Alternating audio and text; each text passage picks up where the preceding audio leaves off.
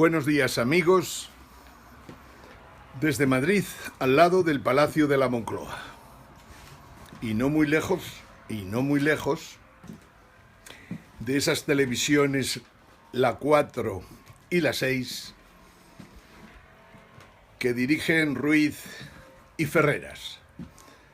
Siempre os he dicho que la diferencia que hay entre un programa de televisión y este Periscope, en principio, hoy, es que hablamos una o dos personas de temas siempre muy interesantes y muy actuales, que no se limitan a las chapucillas y a las corruptelas que salen cada día, desgraciadamente, en España. Hoy hemos dicho que vamos a hablar de la crisis financiera internacional y de la justicia, mejor dicho, de la administración de la justicia.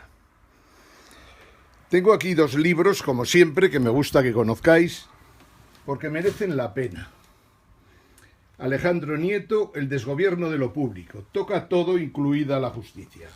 Pero luego tiene otro libro que es El desgobierno judicial. Este es un libro muy interesante para aquellos que están preocupados por el Poder Judicial Constitucional español.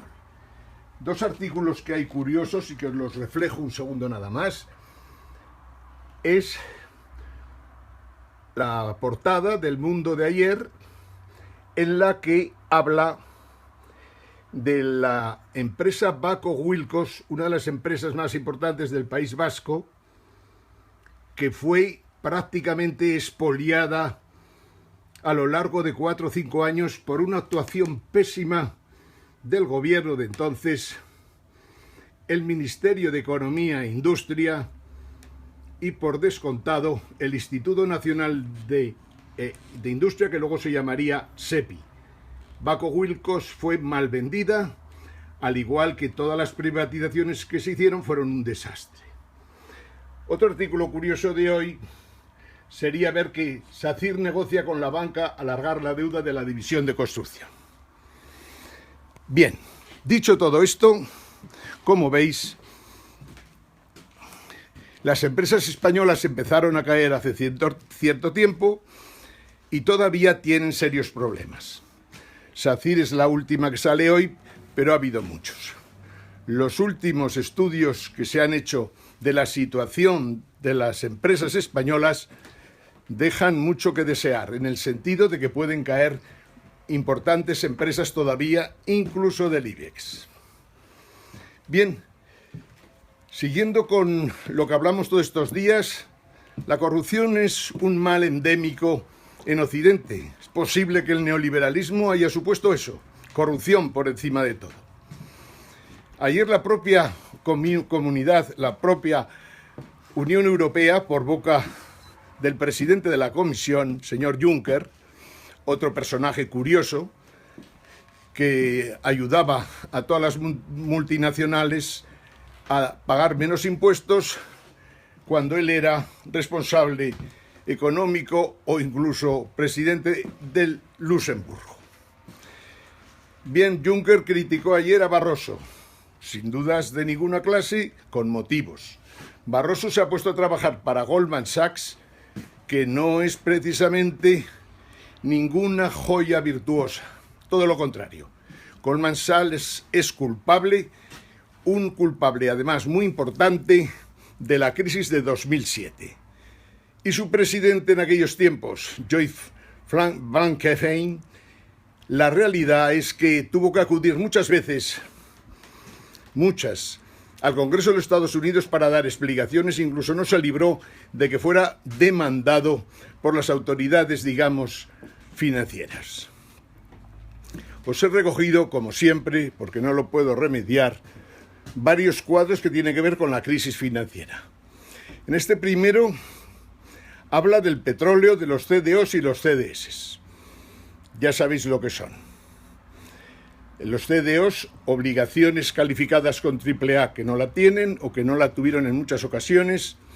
Los CDS, los famosos derivados peligrosísimos en terminología de Soros, y el petróleo una commodity que presenta a lo largo del tiempo grandes altibajos y grandes dudas de cara al futuro de la humanidad.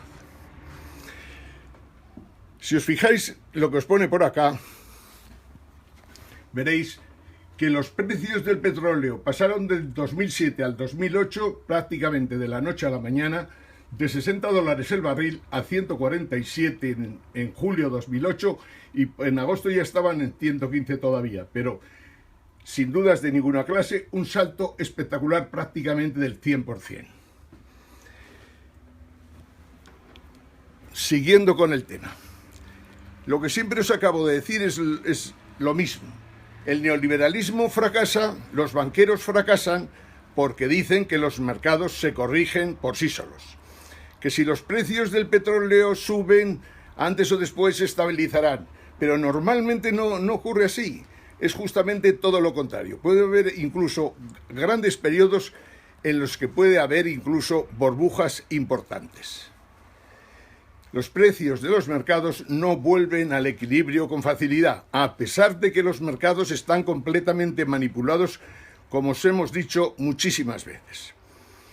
Aparte de que estén manipulados los mercados de acciones, de obligaciones, de commodities, lo más triste seguramente para ellos es que en el entorno del petróleo y las materias primas hay unos participantes como los fondos de cobertura, los especuladores individuales, los inversores institucionales como fondos de pensiones y fondos de dotaciones, que especulan en los mercados de petróleo, oro, plata y otros, y desgraciadamente con muy poca fortuna porque francamente son como los elefantes en una cacharrería.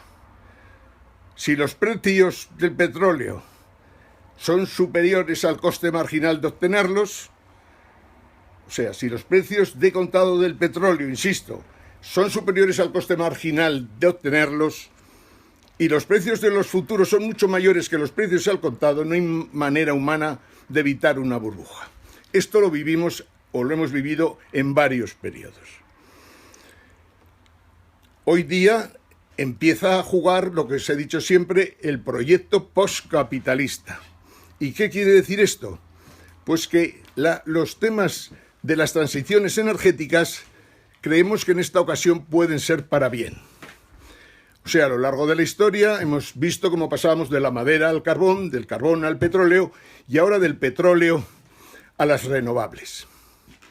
Bien, los proyectos, digamos, de fabricación de placas solares en China han sido tan espectaculares y tan demasiados que han provocado que los precios de estas placas solares sean prácticamente ridículos.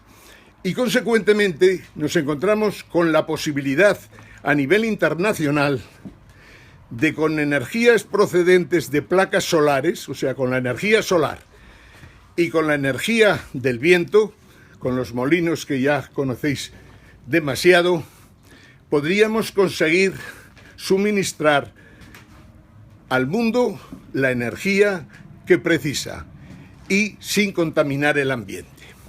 Como podéis imaginar, estas cosas no pasan solas. Quiero decir, la industria del petróleo se resiste como gato panza arriba y de hecho son los mayores frenos para la transición energética. Pero es imposible parar la marcha de los tiempos.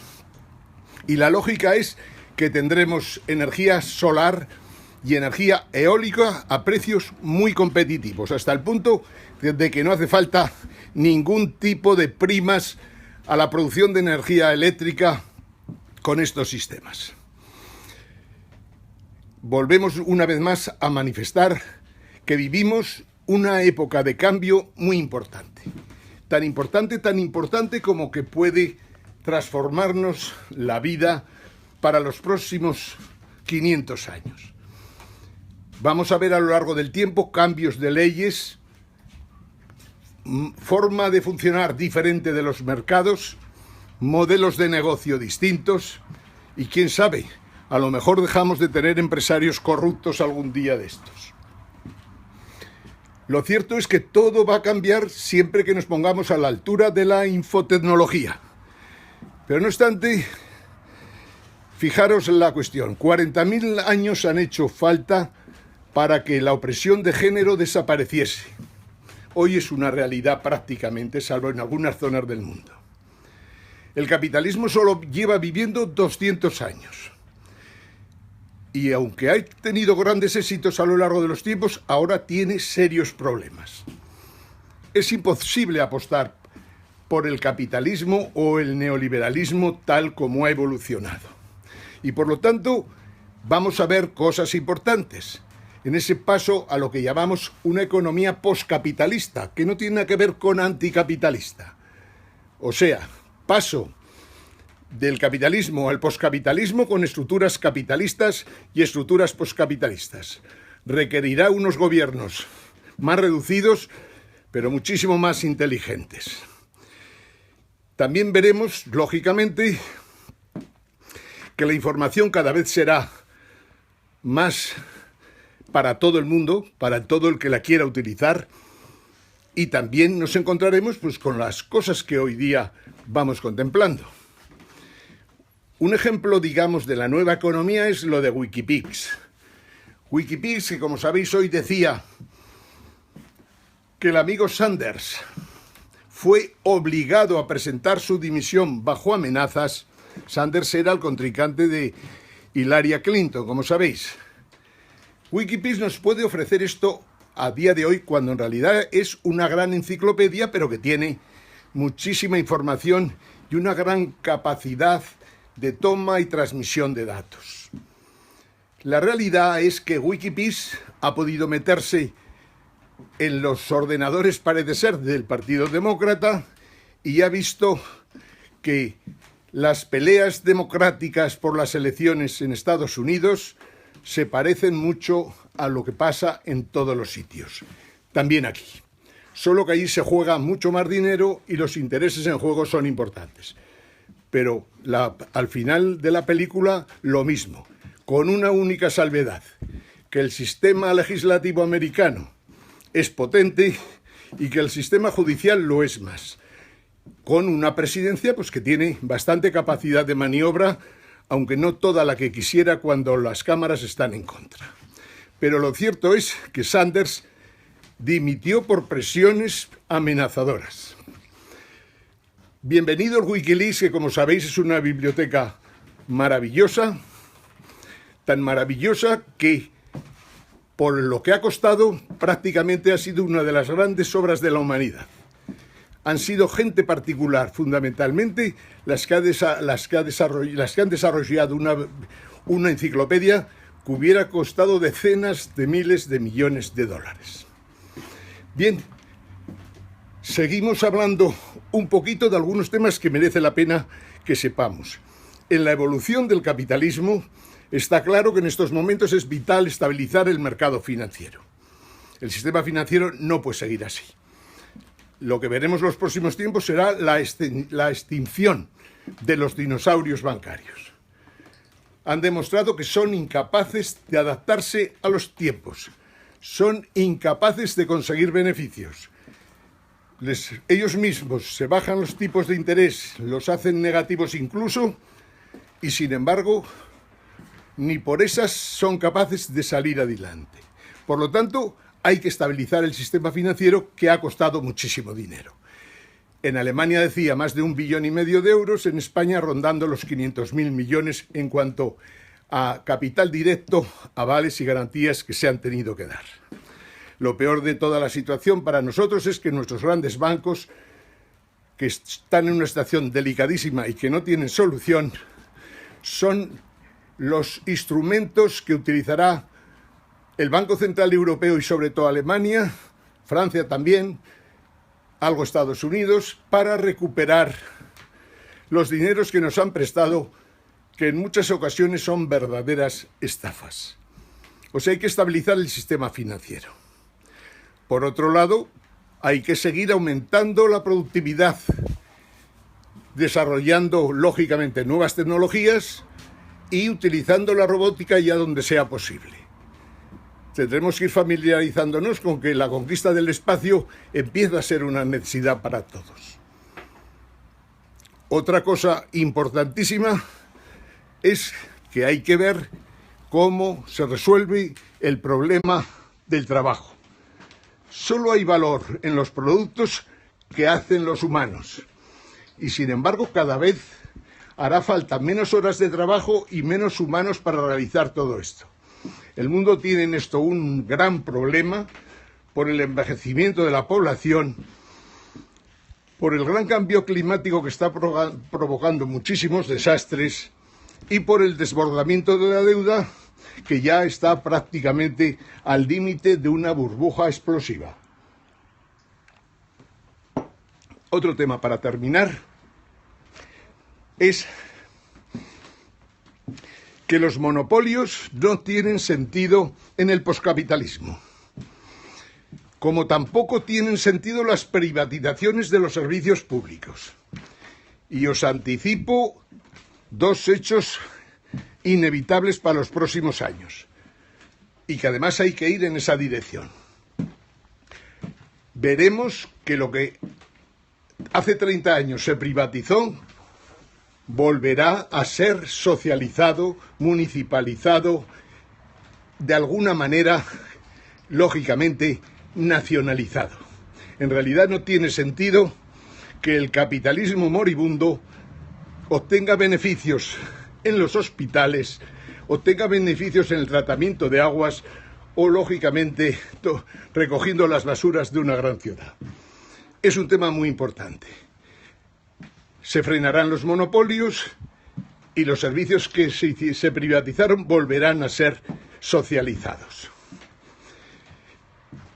Es curioso, como tantas y tantas cosas, que la gente que en los procesos de transferencias de riqueza que se van a producir hay que estar muy atentos, porque si no dominamos perfectamente las decisiones que se pueden tomar, nos podemos encontrar con que de la noche a la mañana todo un país puede sufrir una pérdida de riqueza impresionante, ya que cuando un país tiene deudas importantes, cuando un país es de los 4 primeros de la Tierra en cuanto a relaciones de deuda total con PIB, entonces ese país está muy condicionado y como poco necesita gente muy inteligente para en su día negociar los cambios que se producirán, las quitas de deudas que serán imprescindibles y sobre todo las alianzas que necesitamos y que parece ser que en Europa no nos conducen a nada bueno. Bien, con esto terminamos la primera parte, en la que seguimos insistiendo que el problema mayor y número uno de todos los que tenemos en estos momentos es los CDS, que no hay nadie entre las instituciones importantes, Banco de Pagos de Basilea, Fondo Monetario Internacional, Banco Mundial, bancos centrales, Reserva Federal, etcétera, etcétera. Nadie sabe qué hacer en estos momentos. Dicho esto, pasamos a hablar de la administración de la justicia, o casi me atrevería a decir la administración de la injusticia. En los últimos tiempos en España es normal que se hable, lógicamente, de escándalos a diario. Tan normal lo de los escándalos al diario que lo único sorprendente o sorpresivo es las personas que han cometido estos escándalos, sobre todo cuando se trata de personas que tenían una gran presencia en los medios o que presidían, por ejemplo, equipos de fútbol importantes como puede ser el Barcelona o el Madrid en España. Cuando estos personajes son afectados por un escándalo, lógicamente nuestras televisiones de baja ralea se excitan y salen adelante, salvo que también estén condicionadas en sus comportamientos. En los últimos tiempos hemos visto casos curiosos. La Audiencia Nacional en España, sin duda, hay que darle un interés especial porque ha sido capaz de plantar cara a poderosos, algo que en España no pasaba hacía mucho tiempo. La Audiencia Nacional, unos juzgados que al menos disponen de medios para poder realizar sus instrucciones, en algunos momentos nos han permitido estar orgullosos de la justicia. Como por ejemplo, cuando el juez Eloy Velasco, del número 6 de la Audiencia Nacional, de repente cita a un personaje como el presidente del Real Madrid para que explique por qué paga a una empresa imputada en la púnica, como es EICO Online Management Reputation, por qué contrata a una empresa de estas características para mejorar su imagen utilizando los dineros del Real Madrid. Un caso curioso al que este personaje, Pérez Rodríguez, el icono de la casta corrupta que dice el amigo Pablo Iglesias, por una vez estuvo muy acertado. Es curioso, como digo, ver que este personaje tiene que entrar en los juzgados como cualquier otro hijo de vecino. Y por lo tanto se permite o intenta permitirse el lujo primero de por qué no se realiza sus testimonios por videoconferencia, cuando todo el mundo normalmente tiene que ir a los juzgados y además te impiden que asistas, además con una terminología francamente desagradable. Pues bien, Florentino Pérez Rodríguez es uno más entre los españoles, mejor dicho, debería ser uno más.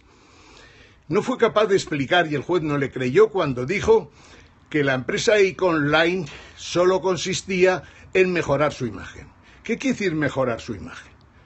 Si habláis con los expertos en comunicaciones dirán que la forma de mejorar imagen consistía en juntar a noticias verdaderas contra el señor Florentino Pérez miles de noticias que pudieran ser a favor, aunque no tuvieran mucho que ver con el tema, simplemente para tratar que en los procesos de recopilación de información por parte de los buscadores haya más nombres a favor que en contra. Ese trabajo tenía que desarrollar una persona que se llamaba Alejandro de Pedro, que está imputado, que estuvo en prisión provisional y que pertenecía a la órbita de Francisco Granados y compañía. Lo más interesante es qué hacía exactamente EICO Online. Pudimos comprobar que tenía controles, por decirlo de alguna manera, en todas las televisiones, o bien directamente o bien indirectamente, digamos, visionando todos los programas que se emitían allá. El objetivo, cualquier periodista que mencionara a Florentino Pérez Rodríguez, se le grababa la cinta y según cuál fuera el comentario, pues querella criminal por calumnias con publicidad.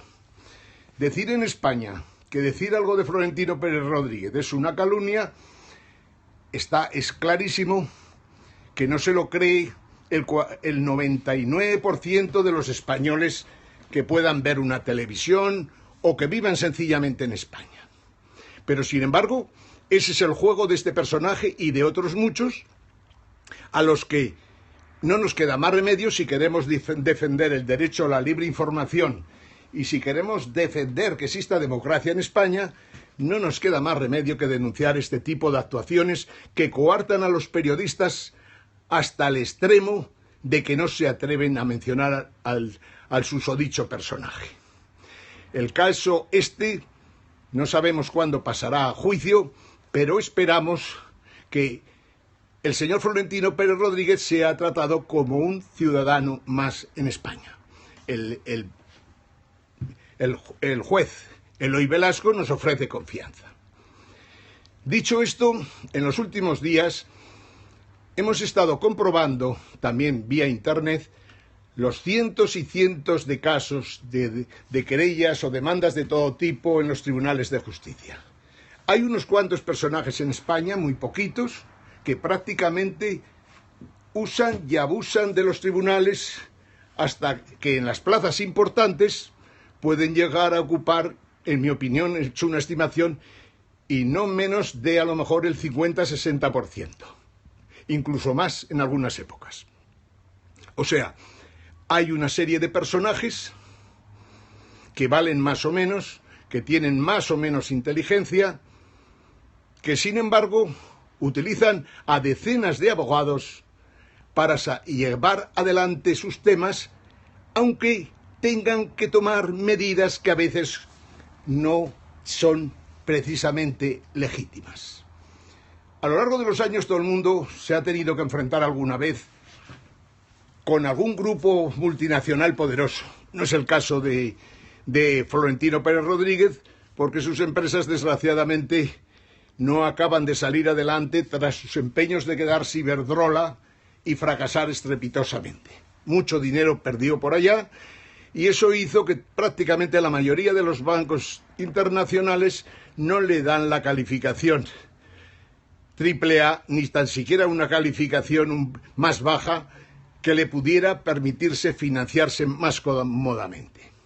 Las informaciones de los brokers, de ex McCoy en El Confidencial, vienen a decir que los flujos de caja de las empresas de Florentino son muy bajos y normalmente dicen algunos, entre otros algún alto directivo de Florentino, que son muy discutibles las cuentas que presenta normalmente y que le obligaron este año a decir que a partir de ahora iban a hacer un ejercicio de transparencia y decir la verdad.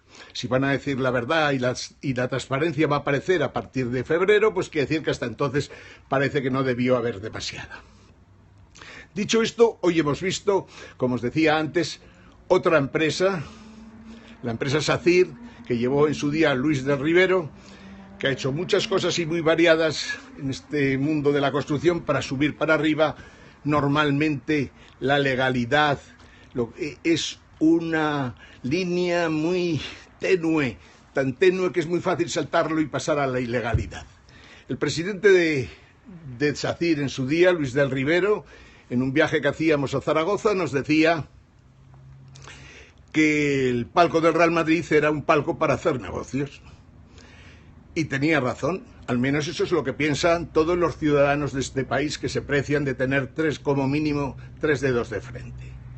La realidad es que es bochornoso y no hay nada parecido en ninguna parte del mundo que los reyes, los ministros, los presidentes de gobierno, los magistrados, los políticos de medio pelaje y de pelaje entero, los concejales, los presidentes de comunidad y autonomía, etcétera, etcétera, etcétera, estén en un palco que en realidad es el verdadero trabajo de Florentino, que es quién se coloca y al lado de quién para el próximo partido del Real Madrid.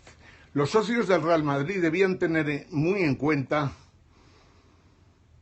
que el Real Madrid es un equipo maravilloso,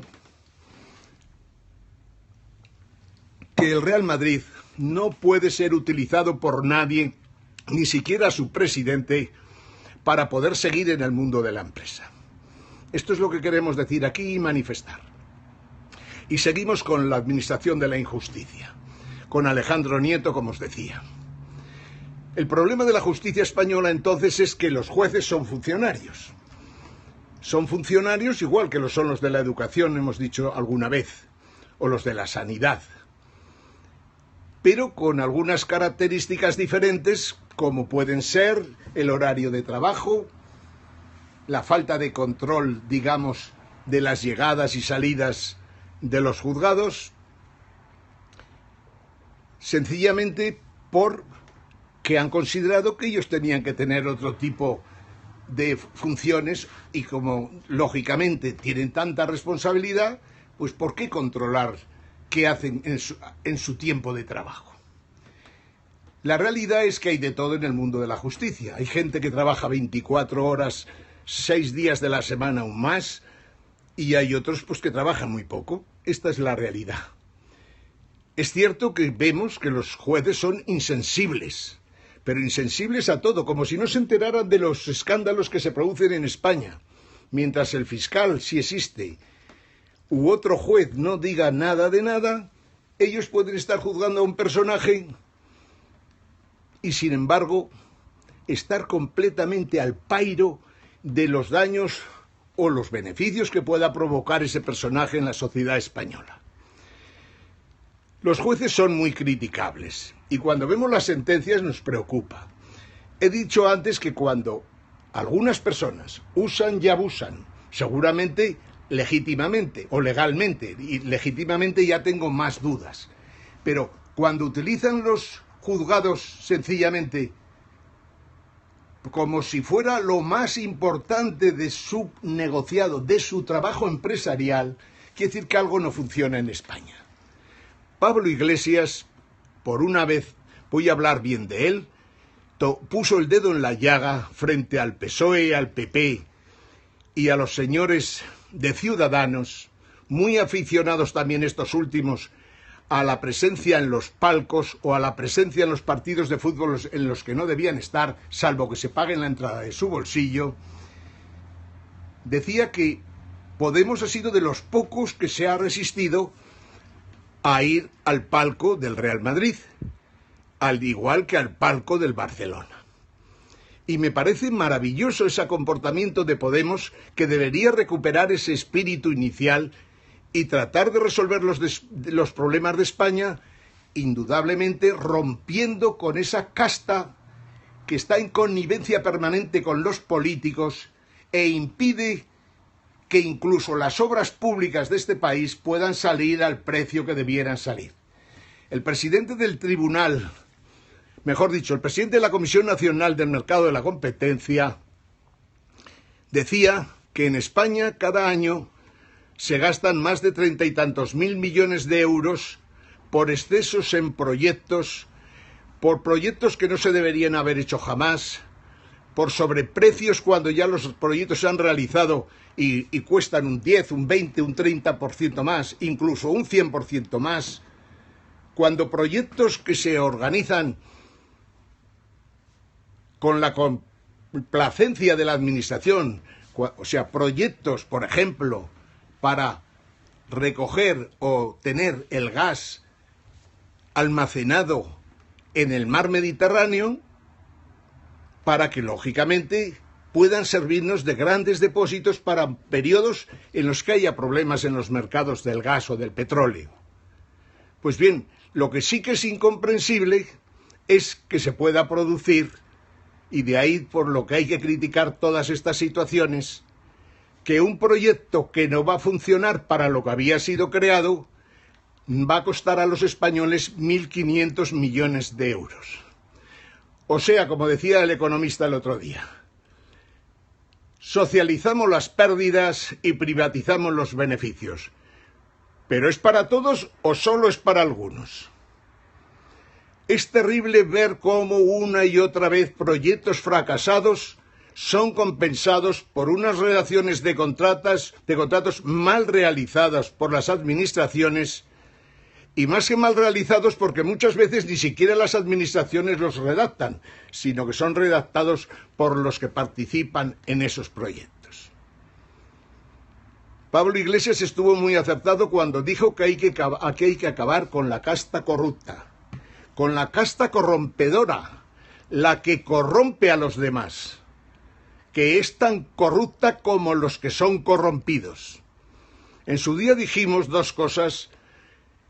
Una, en 13TV, un día que hablábamos de corrupción, de que de las empresas del IBEX, posiblemente solo 3 o 4 se hayan salvado de pagar comisiones a lo largo de los años. Y respecto a los del mercado continuo, parecido. Corrupción es muchas cosas. No solo pagar dinero. Corrupción es colocar exministros en consejos de administración sabiendo que no sirven absolutamente para nada. Corrupción es colocar a los maridos de políticos en España o en otros países sencillamente porque les interesa llevarse bien con el poder político. Corrupción es que una empresa contrate hijos de funcionarios de la Administración, del Ministerio de Economía, del Ministerio de Hacienda, del Ministerio de Industria o del que sea, para que luego haya tratos especiales a la hora de adjudicar contratos o a la hora sencillamente de aprobar proyectos. Corrupción es muchísimas cosas. Corrupción es que una empresa quebrada sea salvada cuando otra empresa quebrada del mismo sector, y ahora estamos hablando de televisiones, sea condenada al oprobio. Corrupción es echar a un director de periódico porque te ha denunciado en los medios de comunicación presentando en primera página unos SMS que se mandaban el presidente del gobierno y el señor Bárcenas. Corrupción es impedir la libertad de información, impedir la libertad de prensa, impedir que haya una información simétrica y completa para todos los ciudadanos. Corrupción es controlar todos los puestos de la administración el día que ganas unas elecciones. Coparlos, pero para tu gente, coparlos para el partido y los simpatizantes, coparlos para dar contratos a los amigos. Todo eso es terrible y hace que España esté tan mal en estos momentos. Siempre se dice que hay países europeos con problemas. No tengáis la menor duda nunca. Italia tiene problemas, pero mucho menores que nosotros. Italia, de Roma para arriba, es un país rico, con posibilidades de atender todos sus compromisos, por muy altos que sean. España, por el contrario, es un país que ha dilapidado muchísimo en proyectos que no servían absolutamente para nada, más que para cobrar comisiones. Es terrible, pero esta es la realidad. Mucha gente de España ha sacado el dinero fuera de España. Los bancos piensan que tienen poquito futuro en España. Todo el mundo va pensando cómo sale de aquí para resolver su futuro. Pues bien, España, sin dudas de ninguna clase, es el país que más problemas tiene de Europa. Y necesita gente seria, formada, con preparación, honrada, dispuesta a no robar cuando se mete en política, y menos todavía si ocupa un puesto de responsabilidad que permita dar proyectos. Algunas veces me he preguntado, también en alguna de las teles que ahora no nos dejan hablar, me he preguntado hasta qué punto en algunos momentos de estos últimos años se ha podido producir que hubiera un 5% de responsables de departamentos con capacidad de inversión que fueran honrados. Y si digo la verdad, nunca he tenido clara la respuesta. Creo que hasta el 5% puede ser demasiado cuando un país es corrupto sistémicamente hablando. Cuando la cleptocracia, como comentábamos en su día con Hermann Tertsch, y con el amigo Monedero, cuando la cleptocracia se adueña de la democracia de un país, ese país está muerto. Y por lo tanto ese país, para regenerarse, tiene que cambiar todo de arriba abajo. La ruptura que no hicimos en la transición es inevitable. No podemos pasar a pequeñas reformas. En el mundo va a haber tantos cambios y tan rápidos que si no respondemos pronto, España pasará a ser una especie de protectorado y tan siquiera me atrevo a decir si de Europa o de otro país o continente. Amigos, desde Madrid, al lado del Palacio de la Moncloa, saludos a todos. Mañana seguimos.